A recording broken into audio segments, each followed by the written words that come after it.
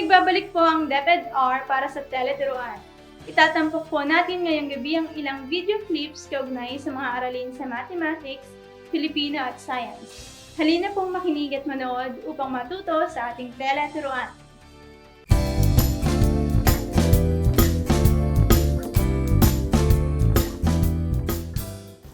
Magandang araw!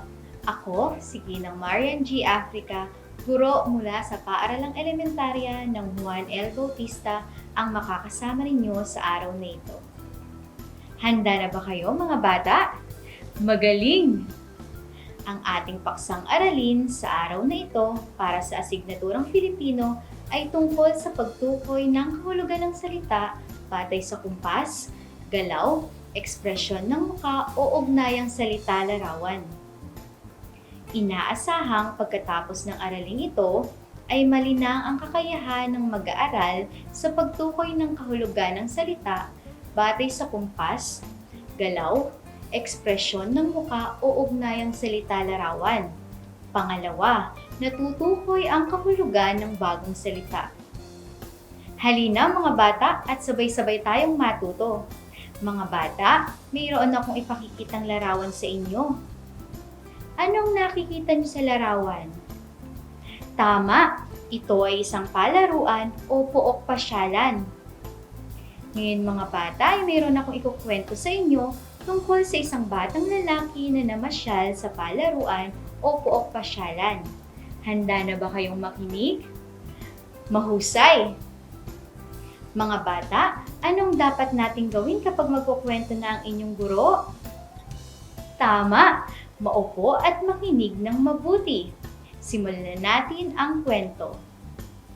Si Bimbo ang Batang Bibo. Kwento ni Adela G. Tolentino. Wow! Ang saya! Wika ni Bimbo, sabay kabig muli sa manibela ng sinasakyang dekotseng laruan.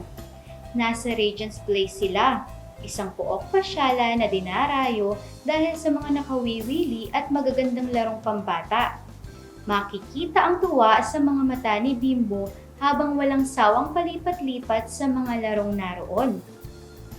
Aliw na aliw siya sa mga naglilipa ng lobo sa balloon room. Masiglang masigla siya habang nangangabayo, nagpapadulas at naglalambitin. Sa kagustuhang masubukan lahat ng laro, hindi niya namalayang napalayo na pala siya. May kalayuan din kasi ang bawat laro dahil na rin sa malawak na nasasakupan ng pook pasyalan. Naku! Nasaan ako? Naaalarmang wika ni Bimbo habang pilit na dinadandaan ang bawat daang pinanggalingan. Kailangan kong makabalik sa kinaroroonan ni nanay, wika nito. Kaya naman, mataman niyang binasa, inunawa at sinundan ang bawat salita at babalang nakikita habang naglalakad. Ilan sa mga ito ang dito ang daan patungo sa jungle zone, daan patungo sa slide, mag-ingat, madulas ang daan, at iba pang makatutulong sa mga bumibisita doon. Nay! Bimbo! Buong higpit na niyakap ni Bimbo ang kanyang ina. Saan ka ba galing? Kanina pa kita hinahanap? Tanong ng ina.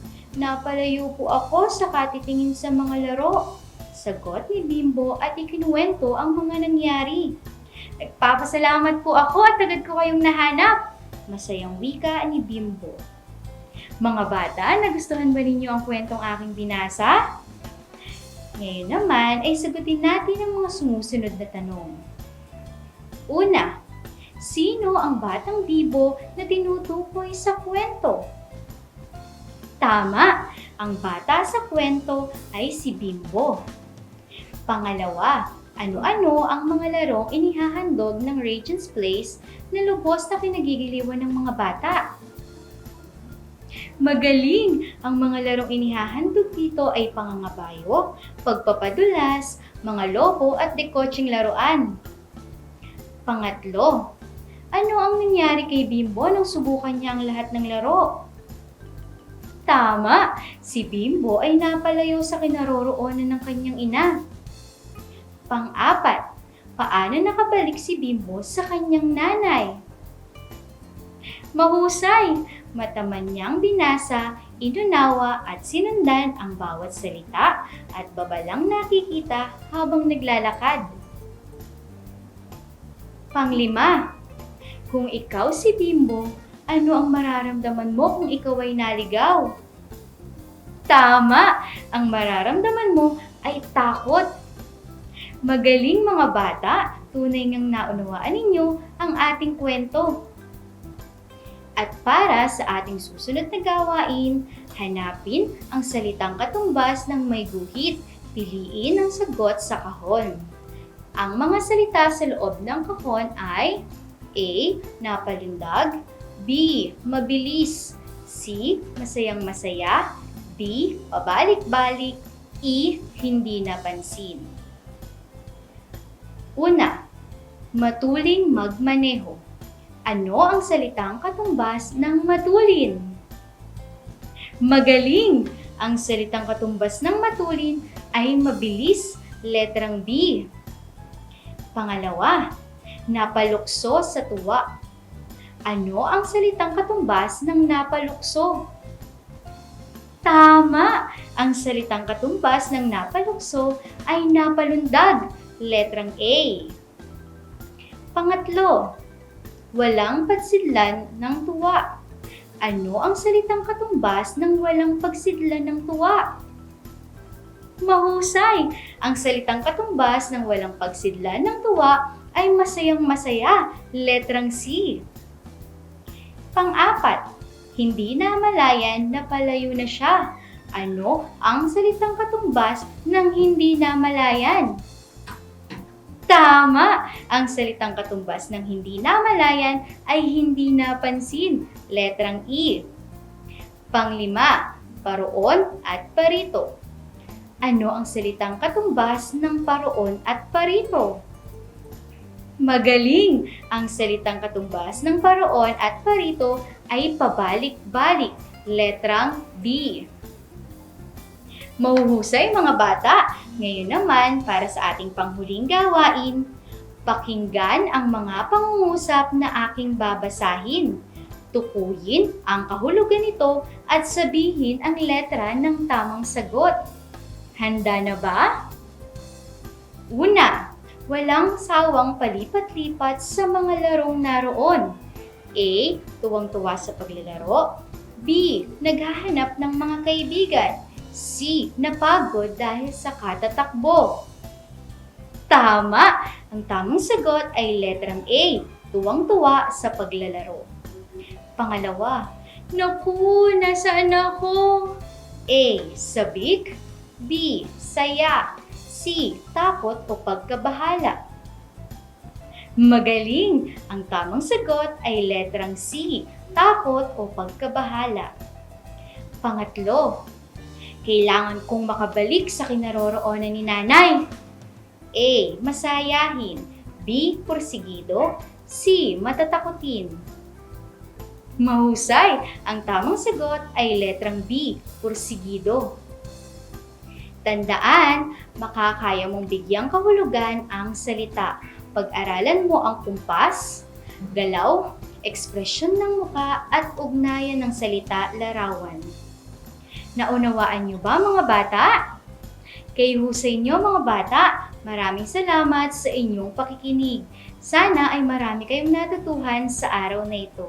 Magkita-kita tayong muli sa susunod na edisyon ng DepEd Hour Tele Turuan. Muli, ako si Ginang Marian G. Africa, guro mula sa Paaralang Elementarya ng Juan L. Bautista. Hanggang sa muli mga bata, paalam!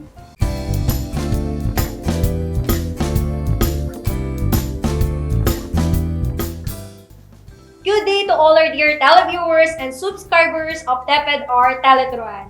I am Joanna Marie G. Balbin, Junior High School Science Teacher from the Answer Ile Integrated School, your teacher presenter for today's episode. At the end of this episode, we will be able to predict the qualitative characteristics, orientation, type, and magnification of images formed by plane and curved mirrors and lenses. Let's talk about reflection of light. Reflection reflection is the bouncing back of light into the same medium it has been traveling after striking a surface. The ray that strikes the surface is called the incident ray. The ray that rebounds from the surface is called the reflected ray. And the angle between the incident and reflected ray is called the normal. The angle between the incident ray and the normal is called the angle of incidence. That between the reflected ray and the normal is called the angle of reflection.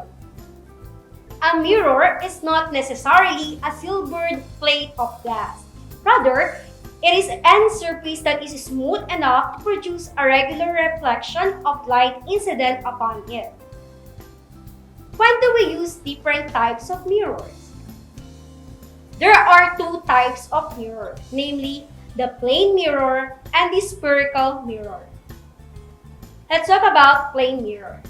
A plane mirror is one with a flat surface. The ordinary mirror we have at home, where we can see exact image of ourselves, is a plane mirror.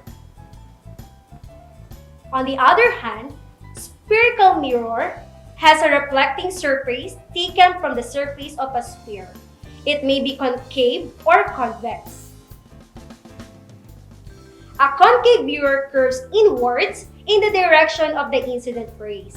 A convex mirror bulges outward to the incident rays. The hollow part of a shiny spoon is a concave mirror, but if you turn it over, it becomes a convex mirror. A shiny Christmas ball, the rear view mirrors in cars, and the wide range mirrors in supermarkets designed to catch shoplifters are convex mirrors. Shaving mirrors, makeup mirrors, and dentist mirrors are concave mirrors. The image formed by a mirror or by a plane mirror may be real or virtual. A real image of an object is formed by actual intersection of reflected rays. It is formed in front of the mirror and is always upside down relative to the object. On the other hand, a virtual image is formed behind the mirror and is upright relative to the object. There is no actual intersection of reflected rays. But if we extend the rays as if they came from behind the mirror, there is an intersection.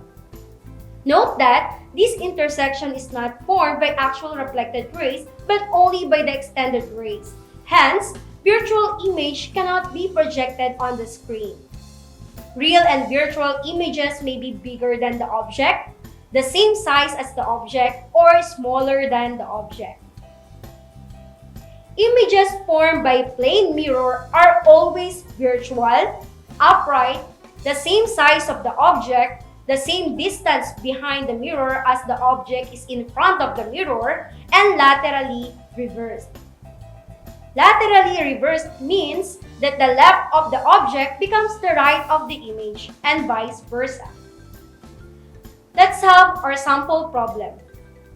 Plane mirrors in a beauty salon are arranged in such a way that they face each other. Suppose that two mirrors are 2.0 meter apart and an object is placed 0.5 meter from one of the mirrors. Find the distances of the first image formed by each mirror. We are given that the two mirrors, M sub A and M sub B, are 2 meter apart and that the object is 0.5 meter from, say, M sub A. Let us represent the object by an arrow. Recall that the object's distance in front of the mirror is equal to the image distance behind the mirror. For M sub A, the first image is 0.5 at its back. Let us label it as I sub 1A. For M sub B, the first image formed is 1.5 meter behind it. Let us label it as I sub 1B. So the answer is 1.5 meter.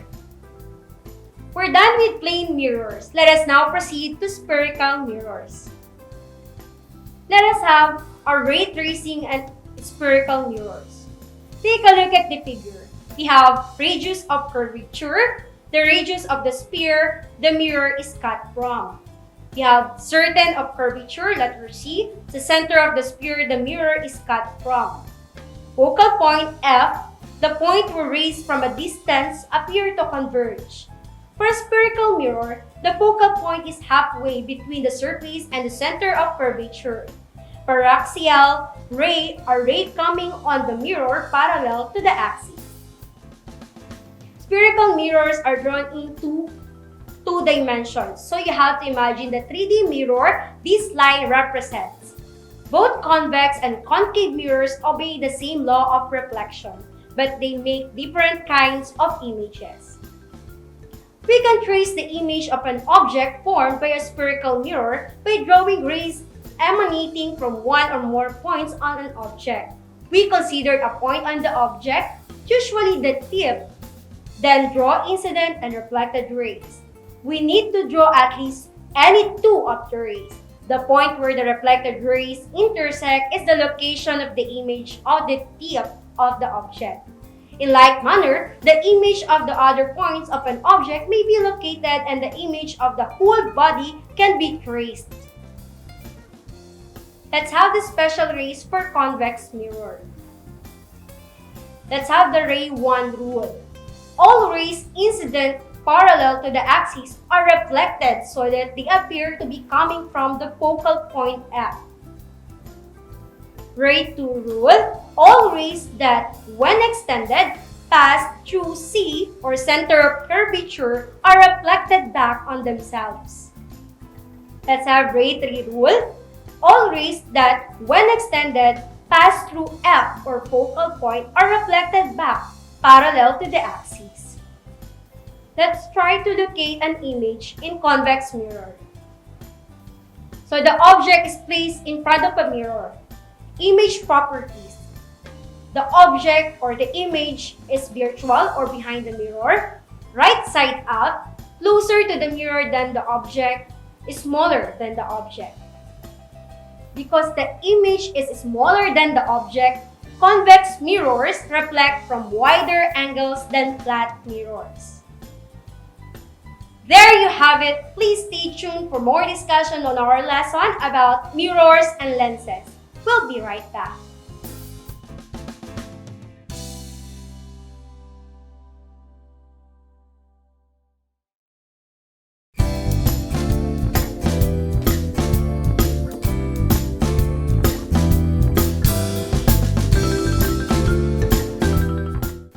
Welcome back to Tele Turuan. Ray diagrams help us visualize the type and location of an image formed by a spherical mirror.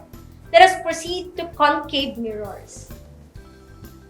For concave mirrors, we have ray 1 rule. All rays incident parallel to the axis are reflected so that they pass through the focal point F.